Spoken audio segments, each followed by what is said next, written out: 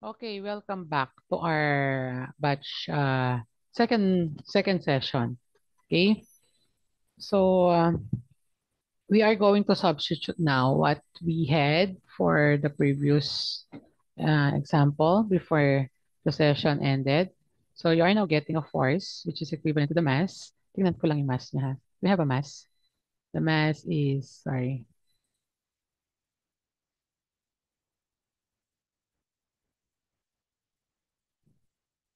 merong mass ito. Wait.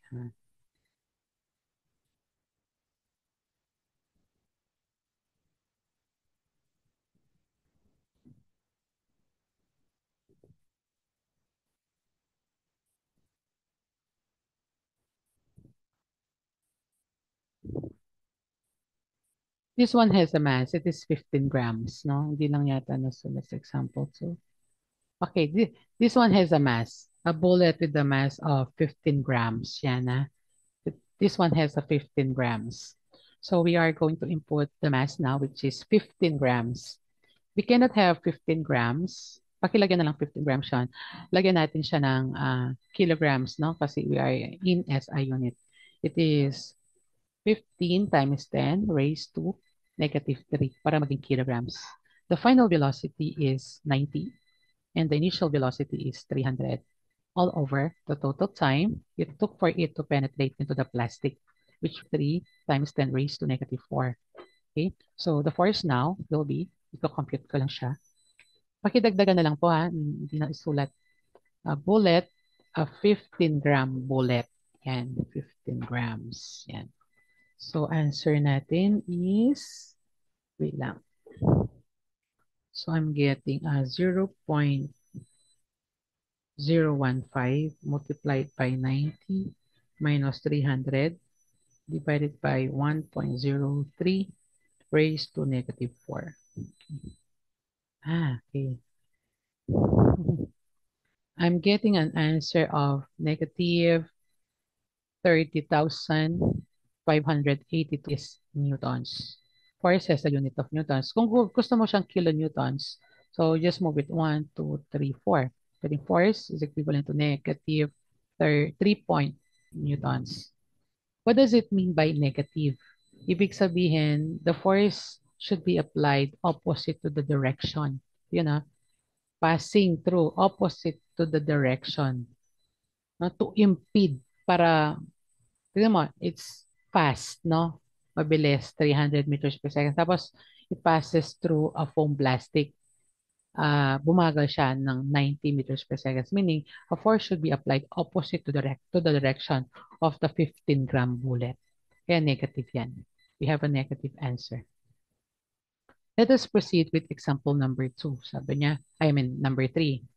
A 0.25 kilogram ball moving in the positive x direction at 13 meters per second is hit by a bat.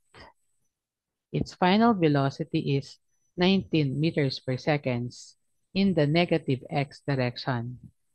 The bat acts on the ball for 0.010 seconds. Find the average force on the ball by the bat.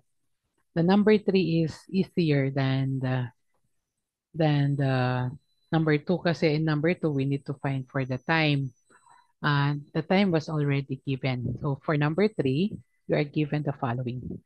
Given the mass of the ball is 2 kilograms. The mass is 0.25, sorry. It's kilograms. 0.25 kilograms. Ang velocity niya is equivalent to 13 meters per second. Yan siya. Traveling in the positive x direction, positive. It is hit by a bat. Its final velocity, oh, that's the final velocity. Its final velocity is 19 meters per second in the negative x direction. In the negative x direction. The bat acts on the ball for, okay. So, after, this is my before. Ito yung after ko. So, we are getting the same mass. Kasi siya pa rin naman ang pinag-usap. Kilograms. Pero this time, ang velocity to niya, ang final velocity niya is equivalent to 19 meters per second, acting at the negative x direction. Itong 13, it is on the positive vector. Kaya na sinabi ko kanina, meron siyang positive, negative na values. Or meron siyang, pwede siyang I hat, sabi ko. Pwede siyang j hat in vector form. Pwede siyang k hat. So you have to indicate the negative there. And then the total time, wala nang i-compute pa, 0.010 seconds. You are being asked, which is in newtons. Ang formula natin is formula ng momentum, formula ng impulse, formula ng conservation. So, ang formula natin ng conservation is impulse causes the change in the momentum. This is my impulse. It causes the change in the momentum, which is the change in mass multiplied to the velocity vector. Okay? Your impulse, ito yon, it causes a change in the momentum. Ibig sabihin, it's velocity final minus your velocity initial. Divide mo lang siya ng delta t, divide mo lang siya ng delta t. Then you're good to go. Now your solution would be, the force would be the mass, which is 0.25 kilograms. Substitute mo na siya. Velocity final is negative 19. Minus talaga yan ha, minus positive 13, excuse me. Divided by your time, which is 0.01 seconds. Then you will get a force now. Force is equivalent to, the way I see it, negative na naman siya. So gawin lang natin, wait lang. So it's negative 800 approximately newtons. So yun ang meron natin for example number 3. Okay, yun siya. Next, meron yata akong something here that you need to try. For number 4, 5, and 6, typically, yan, yung number 5 during a soccer game. And then number 6 is with this one. You have to try them. No, you have to try this one at home, but I'm going to give you the answer already.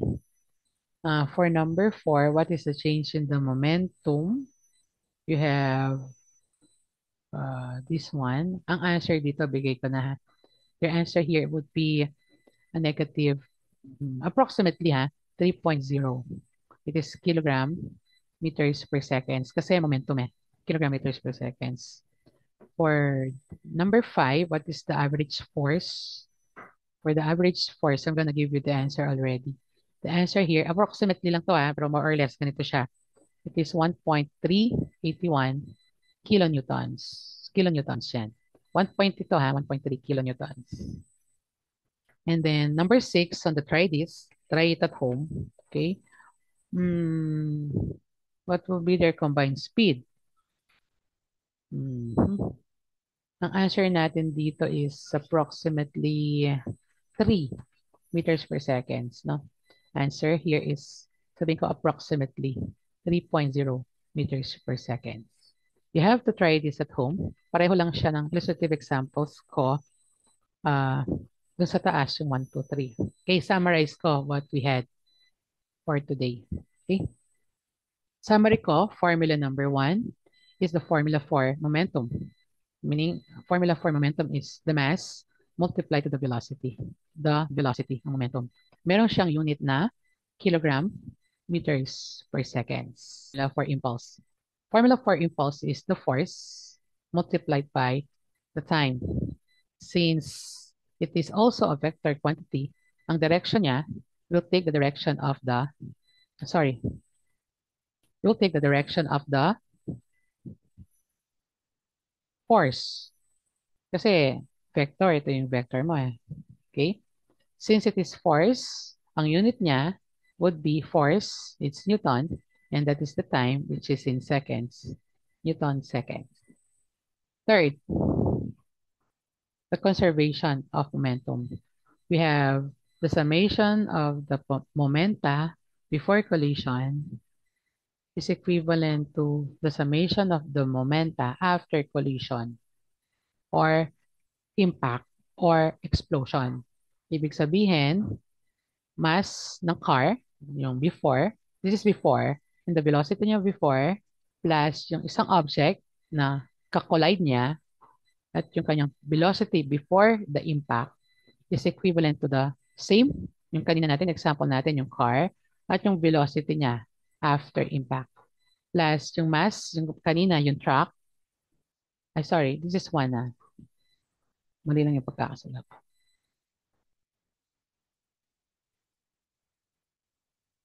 Okay, velocity niya after impact, this one. And then yung truck kanina, yung second mass, and velocity niya after impact. But this left-hand side is the before collision, and the right-hand side is after collision. Causes change in momentum. Okay? Yung impulse mo, which is a formula force, delta T, can cause a change in the momentum. Okay? Those are the three formulas that are needed and part of your midterm examination with regards to impulse and momentum. Ito sila. Yeah? So these are the ones that we have. We have impulse and momentum. We have the impulse that causes a change in momentum, and then the conservation of momentum, which is collision and or impact or explosion. And we have some illustrative examples here. 1, 2, 3. Number 4, 5, and 6 is for you to try at home. You have your answers already here. Okay? Any questions so far? Yung mga nandito.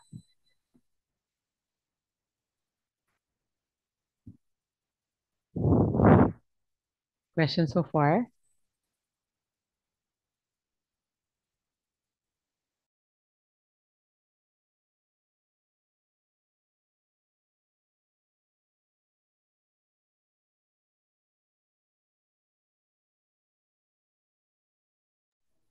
Okay, so, oo, I'm gonna upload it. Riyan. And the recording, ibibigay ko rin yan. Right? So with that, thank you for staying with me. And pakisabi na lang sa mga kaklase nyo, although hindi naman required, na merong impulse and momentum tayong diniscuss. Thank you.